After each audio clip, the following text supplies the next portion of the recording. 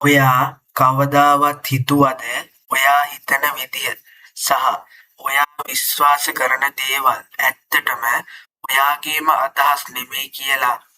ලෝක බලවතුන් ඔයාගේ තුන්වන ඇස සදහටම වහලා දාන්න පාවිච්චි කරන භයානකම අවි දෙක තමයි අපේ අධ්‍යාපන ක්‍රමය සහ ජනමාධ්‍ය. අද තියෙන පාසල් සිස්ටම් එක නිර්මාණය වුණේ මීට අවුරුදු 200කට කලින් කාර්මික විප්ලවය කාලේ. ඒකේ සැබෑ අරමුණ උනේ දක්ෂ මිනිස්සු හදන එක නෙමෙයි. කර්මාන්ත ශාලාවලට අවශ්‍ය කියන දේ අහන, ප්‍රශ්න නොකරන වැඩකරුවන් බිහි කරන එකයි. මේ ක්‍රමයෙන් කරන්නේ කටපාඩම් සිස්ටම් එක හරහා අපේ උසස් විඥානය සහ සහජ බුද්ධිය අයිති මොලේ දකුණු පැත්ත සම්පූර්ණයෙන්ම අකර්මණ්‍ය කරන එකයි.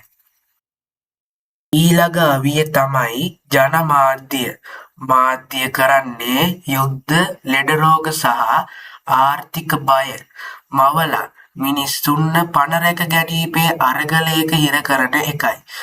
නිරන්තරයෙන්ම බයෙන් ඉන්න මිනිහෙකුට තමන්ගේ බඩ රැක ගන්නවා ඇරෙන්න තුන්වන ඇස අවදි කරගෙන සැබෑ නිදහස ගැන හිතන්න ශක්තියක් ඉතිරි වෙන්නේ නැහැ.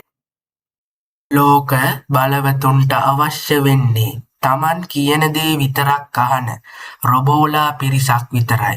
මේ මැට්‍රික්ස් එකෙන් බේරෙන්න නම් අපි දකින හැම දෙයක්ම ප්‍රශ්න කරන්න පුරුදු වෙන්න ඕන. ඉතින් ඔයා හිතන්නේ මොකක්ද? අපි ඉන්නේ මොළය සේදීමකට ලක් වුණු සමාජයකද? කමෙන්ට් කරන්න.